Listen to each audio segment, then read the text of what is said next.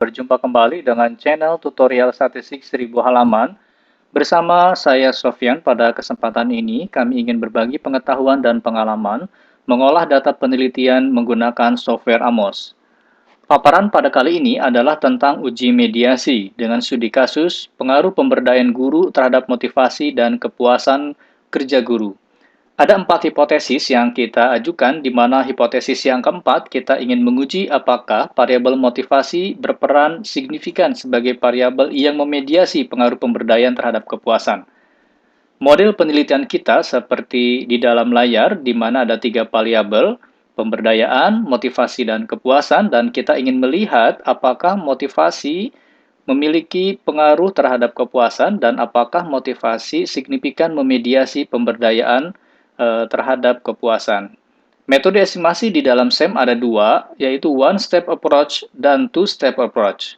Kita akan menggunakan metode two-step approach yang diperkenalkan oleh Anderson and Gerbing 1988, di mana langkah di dalam AMOS adalah evaluasi model pengukuran dulu, atau evaluasi model CFA-nya dulu, hingga memperoleh goodness of fit yang baik.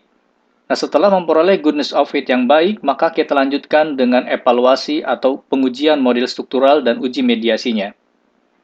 Kita langsung ke software AMOS seperti ini. Kita membuat dulu model penelitiannya, ya. Kemudian kita tambahkan ini MT4. Kemudian ini adalah kepuasan 1. Ya. Kita tambahkan dulu error-nya. Oke, model sudah lengkap. Kemudian kita lihat output-nya. Ya, output-nya adalah di sini. Oke, ada standardized estimate, indirect effect, dan modification index. Oke, kita tutup dulu. Kemudian kita run model penelitian ini. Nah, setelah kita run model penelitian, langkah pertama kita memastikan dulu apakah seluruh item pengukuran ini valid mencerminkan pengukuran variabel. Kita lihat loading vektornya, semuanya sudah di atas 0,50. Juga item yang mengukur motivasi ada satu yang rendah, yaitu MT4 dan kepuasan 1. Kita drop variabel MT4 dan kepuasan 1 dulu, ya. Kita drop dulu ini. Oke, kita drop. Sudah, kita run ulang modelnya. Kita save dan run ulang. Semua item pengukuran sekarang kita periksa kembali tingkat validitasnya. Yang mengukur pemberdayaan sudah di atas 0,50 valid. Motivasi juga sudah di atas 0,50 valid, dan kepuasan sudah di atas 0,50 ya, valid semua. Kita lihat goodness of fit-nya. Ya, goodness of fit-nya RMCA ya. Ternyata RMCA goodness of fit-nya cukup tinggi ya, di atas 0,08. RMCA-nya adalah 0,083. Kita lihat dulu output-nya. Untuk memastikan output-nya, goodness of fit-nya. Kita lihat ya. Kita lihat RMCA-nya 0,083 ya. Ini kurang fit ya, kurang fit sedikit ini. Oke, kemudian kita lihat dulu CFI-nya sangat tinggi di atas 0,90.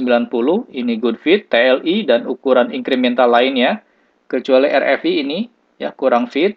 Oke, kita perbaiki model penelitian kita dengan melihat modification index ya. Kita melakukan respesifikasi model. Nah, kita lihat bahwa error 1 dengan error 3 bisa kita lakukan korelasi dan akan menurunkan derajat chi-square-nya. Kita lakukan dulu E1 dengan E3.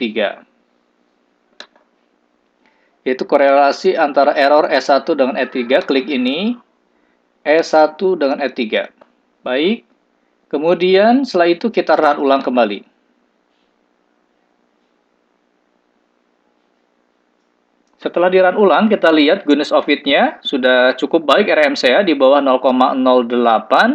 Kemudian kita periksa kembali tingkat validitasnya, standardized loading vektornya juga cukup baik. Maka model ini dapat dijadikan sebagai konfirmatori faktor analisis model pemberdayaan guru, karena loading vektor semuanya sudah di atas 0,50. Ya, kemudian goodness of fit-nya juga sudah cukup baik ya, baik GFI, CFI, RMCA maupun rasio. Rasio antar chi-square dengan degree of freedom-nya di bawah 2 juga good fit.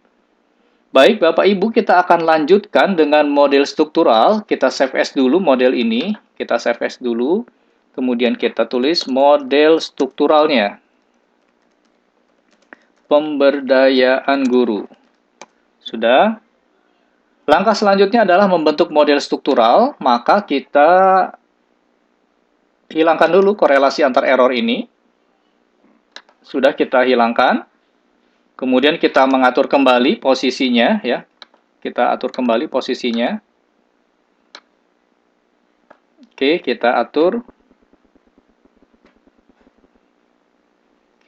kembali posisinya, klik ini. Oke.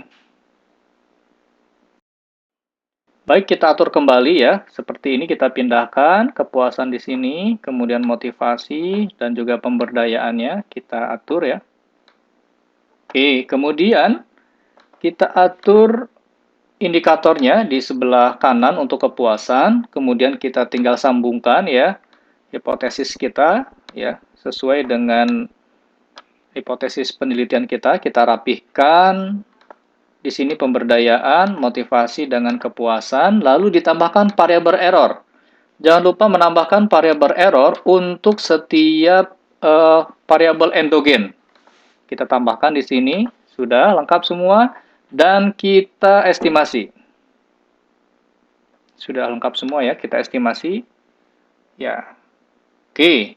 Sudah kita estimasi ini koefisien jalurnya, tapi kita pastikan dulu ini sahabat-sahabat, di analisis propertiesnya untuk bootstrap-nya. Oh, sudah nih ya. Ini kita pastikan bootstrap-nya kita centang untuk mengeluarkan